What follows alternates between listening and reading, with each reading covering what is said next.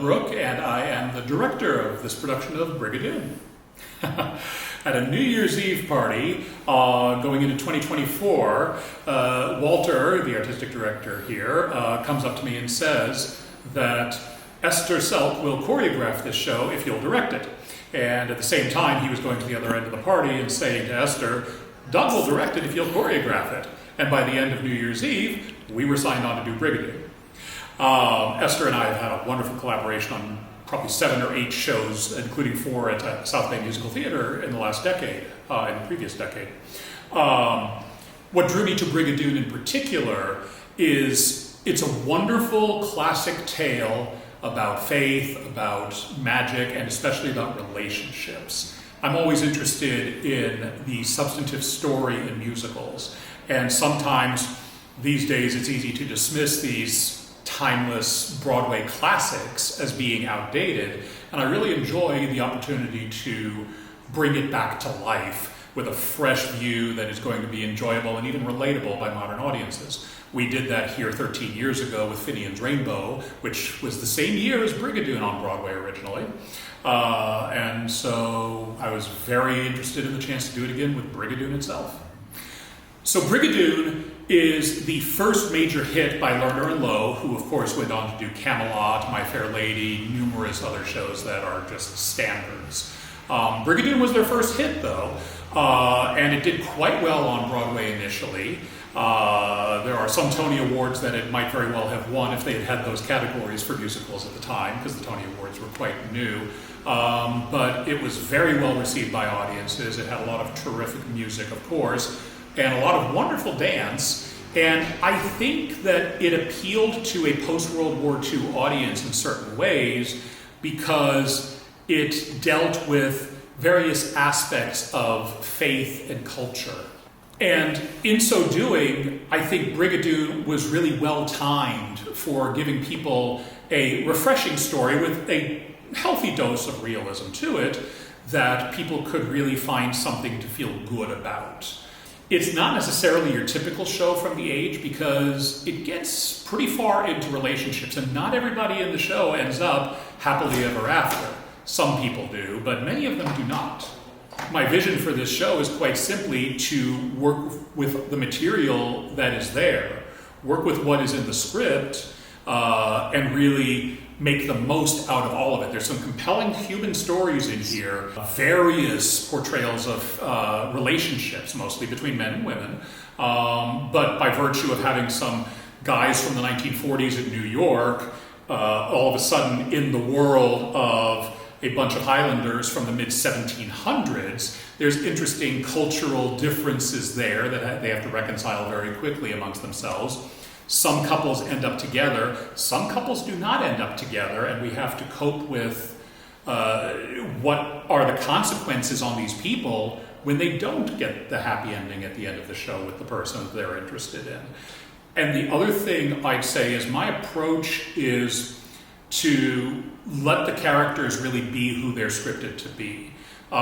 In this show, one of the lead men, Jeff, is usually played just straight up as a drunk and often for comic relief. We're playing him more not as a drunk, but why does he drink? What drives him to drink? And let that give him an actual relatable story that has substance and perhaps someplace to grow through the course of the show. Similarly, our protagonist is engaged to somebody back in New York. Of course, no, not a spoiler, falls in love with somebody in Brigadoon.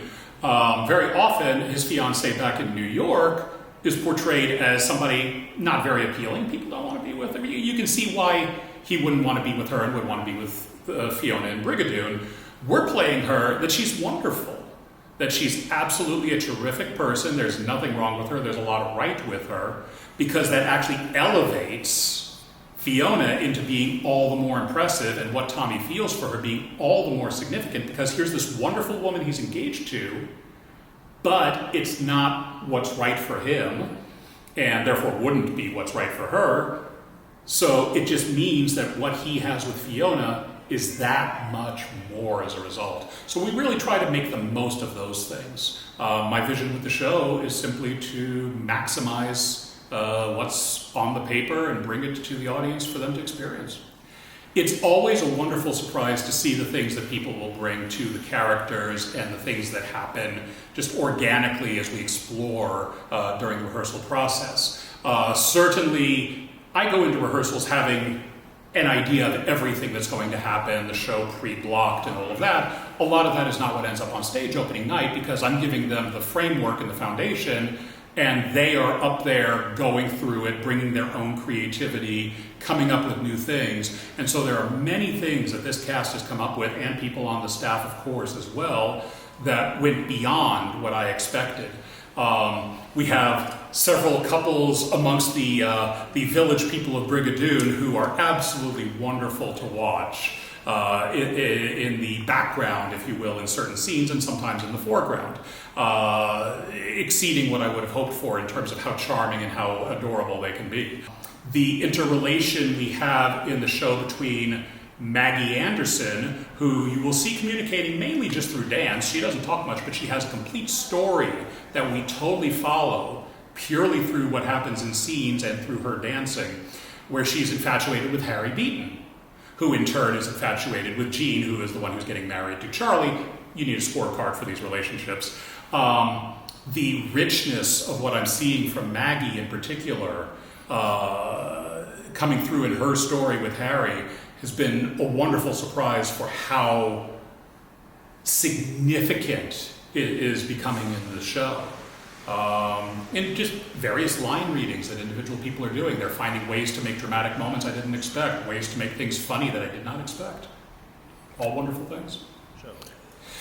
I was very pleased with the number of people we had to choose from through the audition and casting process. It's always a delight. I think that every director and every choreographer, every vocal, everybody out there would say we love to have really difficult choices to make amongst many talented people, because it's a lot better than not having many options and having to, be like, okay, yep, that's the person we've got, that's the person we've got. And they can be very good, but having 4 or 5 people to be able to choose from for a particular role is a blessing.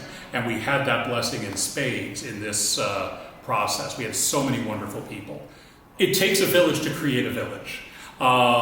And of course, that is as much true with the staff as it is with the cast. And I, as a director, tend to focus on the script itself. I always have a wonderful choreographer, and this is my 7th or 8th collaboration with Esther Selk. We seem to gel quite well in what we're looking for always.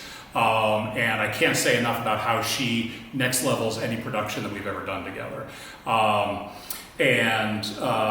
Having her input, having the input of Tanya Mara, who's been my assistant director, who I've also worked with several times in the past, they all bring wonderful insights, wonderful creativity, valuable sensibilities. But everybody involved, the vocal direction, of course, to be able to take care of the music being exactly the wonderful audio experience and expressive experience that it needs to be to convey what's going on. It's been terrific working with Rachel Michaelberg on that. Our entire design staff has been wonderful. I depend on everybody to know more about how to do their particular trades than I know about their fields. I like to be able to ask people for things, and then they hear that basic guidance and just take it and run with it and do things that are beyond what I could have ever imagined, whether it's Sharon, who's the costume designer, Bo designing the scenic work, Ed Hunter, who I've worked with numerous times, as a lighting designer, all the way across the board.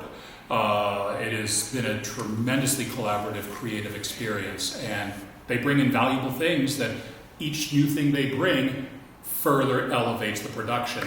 And it would all be impossible without our stage management. And Phil is somebody I've worked with many times, and he just runs a ship that is equal parts tight and open enough to be able to have everybody involved widely collaborate. And fundamentally, of course, giving us this room to play in is the entire South Bay Musical Theater staff, Walter Mays, and the board, all of whom giving us this opportunity and making so much of this happen. You can't underestimate the importance of the infrastructure of a theater company and how well a production can go. Please do come see Brigadoon. It is exactly the kind of show that will be wonderful for everybody in the middle of 2025. It really brings back some old stories that are still relevant today. It lets us reflect on a lot of things in our lives. And even if you don't want to think that much and you just want to come and be entertained, the music is amazing, the characters are rich and funny, the choreography is next level. It is a wonderful, timeless classic, and there's a reason for that. So definitely come and see Brigadoon. It will remind you of why you have ever been in love with anyone or anything. It will remind you about the effect that magic can have, and it will remind you what it feels like to have something to believe in.